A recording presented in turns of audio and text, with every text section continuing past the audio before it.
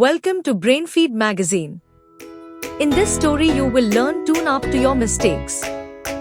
Let's get started. Neelu brought her neighbor Tina's toy, a shiny red car, to show Ballu. Ballu got a little too excited. Using its remote, Ballu raced the car around the room and, oops, the car crashed into a wall and one of its wheels broke off. Ballu didn't want Neelu to be sad, so he tried to hide the broken toy under the cupboard. Seeing Ballu's worried face, Neelu asked, "What happened?" Ballu replied hesitatingly, "I'm sorry, I broke the toy car." Neelu told Ballu, "It's okay to make mistakes, but it's important to take responsibility for them." Together, Ballu and Neelu gathered some glue and colorful stickers. They fixed the toy and made it good as new.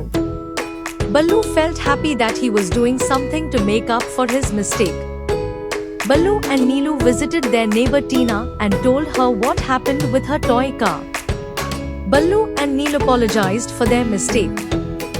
Tina smiled and forgave them. She appreciated their honesty.